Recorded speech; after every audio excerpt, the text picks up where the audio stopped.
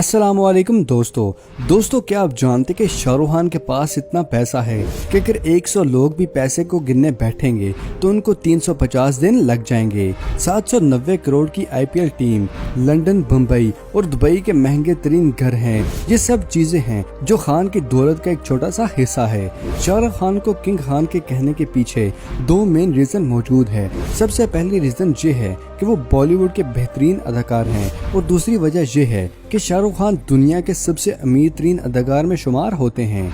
शाहरुख खान की net worth $600 million है, जो कि तकरीबन 4500 करोड़ बनती है। अगर इसको दुबई के शहजादे हमदान से कंपेयर किया जाए तो शेख हमदान की नेटवर्थ $4 मिलियन है। सलमान खान से कंपेयर किया जाए तो सलमान खान की नेटवर्थ $230 मिलियन है। शाहरुख खान महंगे तरीन अदाकार हैं। ये हर फिल्म के 50 से 55 करोड़ रुपए मुआवजा लेते हैं और अगर फिल्म हिट हो जाए तो शाहरुख खान का भी हिस्सा प्रॉफिट में होता है। गुज़श्ता चंद सालों से शाहरुख खान की फिल्में सुपर हिट तो नहीं जा रही, पर उनकी आमदनी में कोई भी फर्क नहीं पड़ा। शाहरुख के अरबपति होने की वजह सिर्फ अदाकारी नहीं है, बल्कि इनके और भी बहुत से बिजनेस हैं, जैसा कि रियल एस्टेट, प्रोडक्शन हाउस और पब्लिक अपीयरेंस। सही वक्त पर सही पैसा लगाना कोई इनसे सीखे। शाहरुख खान के बड़े बड़े शहरों में करोड़ों रुपए की मालियत के घर हैं जो इनको लाखों का प्रॉफिट देते हैं। Shahrukh Red Chilli production house के भी मालिक हैं, जहां उनको हर साल करोड़ों का प्रॉफिट होता है। उनके असासों में आईपीएल की क्रिकेट टीम भी है, जिसकी मालियत $104 मिलियन है, जो कि 790 करोड़ बनती है। शाहरुख खान अगर ये टीम सेल कर दे तो उनको इतने पैसे फौरन ही मिल सकते हैं, लेकिन सोने के अंडे देने वाली मुर्गी को कोई क्यों बेचेगा? क्योंकि हर साल शाहरुख खान को इस क्रिकेट टीम से करोड़ रुपए का फायदा हासिल होता है। किंग खान की इनकम में शादियों पर परफॉर्मेंस करना और स्टेज परफॉर्मेंस भी शामिल है। शादी पर जाने की डिमांड इनकी 3 करोड़ है और डांस परफॉर्मेंस का कहा जाए तो 8 करोड़ रुपए लगते हैं। रिपोर्ट से पता चलता है कि खान को एनुअली 250 शादियों के इनविटेशन आते हैं, जिनमें से वो 10 ही शादियां अटेंड करते हैं। दोस्तों क्या आप जानते हैं किंग खान ये पैसे कैसे खर्च करते हैं? दोस्तों खान की पर्सनल वैनिटी वैन की बात की जाए तो ये बॉलीवुड की वाहिद वैनिटी वैन है, जिसको खान के आराम के लिए बनाया गया था। पहाड़ों पर शूट हो या फैमिली मीटिंग हो, ये वैन 5 स्टार होटल के मजे देती है। इस वैन को एक आईपैड से कंट्रोल भी किया जा सकता है। सेंट्रल एयर कंडीशन के साथ साथ इसमें mini theatre, makeup room, living room, hot water bath और किचन शामिल है। इस वैन की कीमत 3.5 करोड़ के आसपास है। शाहरुख खान जो घड़ी पहनते हैं वो दुनिया की महंगी तरीन घड़ियों में शुमार होती है, जिसको टैग ह्यूवर कैलिबर कहा जाता है। इस घड़ी की कीमत 2.5 लाख रुपए है।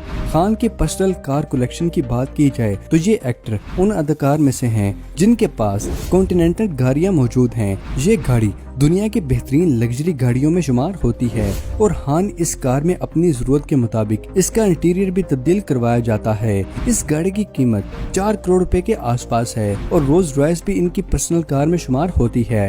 रोल्स रॉयस को किंग ऑफ कार्स भी कहा जाता है। इस गाड़ी की कीमत 4 करोड़ के बराबर है और इनके पास BMW 6, 7 और 8 भी मौजूद है। और इनके पास एक ऐसी गाड़ी भी मौजूद है जो बॉलीवुड के किसी भी एक्टर के पास मौजूद नहीं है। इस गाड़ी का नाम बुगाटी है। इसकी कीमत 14 करोड़ रुपए के आसपास है। ये गाड़ी दुनिया की तेज तरीन गाड़ियों में शुमार होती है।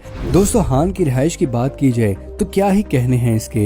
इनका घर नहीं बल्कि इनका घर तो मुंबई में फेमस एक जगह है। इनके घर का नाम मन्नत हाउस है और ये घर इतना खूबसूरत है कि लोग इस घर के बाहर अपनी तस्वीरें बनाने के लिए आते हैं। खान इस घर में अपनी फैमिली के साथ रहते हैं। इस घर की कीमत 200 करोड़ रुपए के आसपास है। मन्नत हाउस को ड्रीम हाउस भी कहा जाए तो ये शायद गलत नहीं होगा। खान का घर 6 मंजिलों पर मुश्तमिल है। घर के अंदर gymnasium, library, swimming pool, Khan का अपना ऑफिस और हर चीज मौजूद है जो एक इंसान सिर्फ सोच सकता है। खान का एक घर दुबई में भी है और दुबई के घर की कीमत 24 करोड़ रुपए है। ये विला 14,000 स्क्वायर फीट पर फैला हुआ है। इस विला में पर्सनल पूल, बीच एरिया और 2 रिमोट कंट्रोल गैराज भी मौजूद हैं। इनका एक और घर लंदन में भी है। पार्क लाइन लंदन में मौजूद है। ये लंदन का सबसे महंगा एरिया है। लंदन के अमीर शख्स वहाँ घर लेने से पहले भी सोचेगा, पर खान के पास ये घर 2009 से है। इस जमाने में शायद शाहरुख खान ने 170 करोड़ में खरीदा था और अब आप खुद अंदाजा लगा सकते हैं कि आज के इस दौर में इस घर की कीमत क्या होगी। एक रियल एस्टेट ग्रुप से लेके एक एक्टर तक शाहरुख खान ने हर किस्म के काम किए हैं। हर तरह से खान ने पैसा कमाया है। खान अपना पैसा चैरिटी में भी फंड करते हैं, इसलिए इनको चैरिटी अवार्ड्स भी मिल चुका है। दोस्तों हमेशा याद रखिएगा कि अल्लाह की राह में माल को खर्च करने से माल में और बरकत होती है। आप भी अगर साहिब इस्तिताअत हैं तो अल्लाह की राह में जरूर खर्च कीजिएगा। वो ज़ात हमें ऐसे ऐसे जरिए से नवाजता है जिसका हमें गुमान भी नहीं होता। नंबर 2, दोस्तों इस कायनात में हमारी जमीन का एक छोटा सा प्लेनेट है और जहाँ पर इंसानी जिंदगी आबाद है। साइंटिस्ट इस कायनात के अजीम राज़ों के बारे में जानने की कोशिश कर रहे हैं, लेकिन वो साइंटिस्ट अभी तक जमीन के बारे में सही से जान नहीं सके। अर्थ के पास एक बहुत ही थिक लेयर में एटमॉस्फेयर है, जिसकी वजह से हम इंसान इस जमीन पर जिंदगी गुजार रहे हैं। इस एटमॉस्फेयर से ही बारिश होती है और इसी के थ्रू हम सांस लेते हैं। यही एटमॉस्फेयर हमारे सूरज से आने वाली यूवी रेस से बचाता है। एटमॉस्फेयर ह्यूमन लाइफ का एक बहुत ही अहम हिस्सा है। जिस तरह एटमॉस्फेयर ह्यूमन बॉडी के लिए बहुत ही कीमती है, बिल्कुल इसी तरह जमीन का अंदरूनी हिस्सा भी इंसानों के लिए बहुत ही कीमती है, जिसकी मुख्तलिफ लेयर्स हैं और जिस सतह पर हम चलते हैं उसको क्रस्ट कहते हैं, जो कि 50 किलोमीटर डेप्थ तक फैली हुई है। इसी लेयर के बारे में मजीद जानने के लिए साइंटिस्ट ने जमीन में एक गड्ढा खोदना शुरू किया है और जब ये गड्ढा 12,260 मीटर तक नीचे पहुंचा तो साइंटिस्ट ने ऐसी आवाजें रिकॉर्ड की जिनको सुनकर सभी साइंटिस्ट खौफजदा हो गए और उन्होंने फौरन ही काम करना बंद कर दिया। आखिर ये आवाजें कैसी थी? क्या साइंटिस्ट जहन्नम के दरवाजे तक पहुंच गए थे? आज की इस वीडियो में हम इसी के बारे में बात करेंगे। 200 साल 1940 में जमीन की टेक्टोनिक प्लेट्स के बारे में जानने के लिए ड्रिलिंग का काम शुरू किया गया था। इस प्रोजेक्ट में जमीन में एक ऐसा गड्ढा खोदना था जो जितना मुमकिन हो सके गहरा बन सके, जिससे साइंटिस्ट जमीन के क्रस्ट लेयर के बारे में सही से जान सके।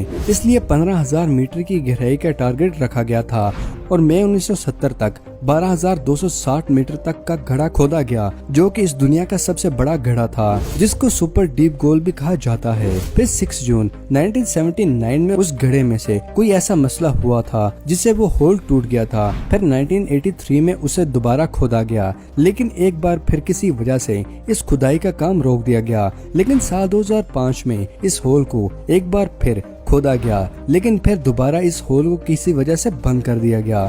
दोस्तों पूरी दुनिया में उस वक्त हर कोई इस होल के बारे में बात करने लगा जब इसके प्रोजेक्ट इंचार्ज डॉक्टर एजा ने यह बयान किया था कि ड्रिलिंग के दौरान जब जमीन 12,000 फीट की गहराई तक पहुंची थी तो बहुत ही खौफनाक आवाजें सुनने को मिली थी। ऐसा लगता था कि बहुत से लोग दर्द से चिल्ला रहे हों और वो आवाजें कुछ इस तरह सुनाई देती थी।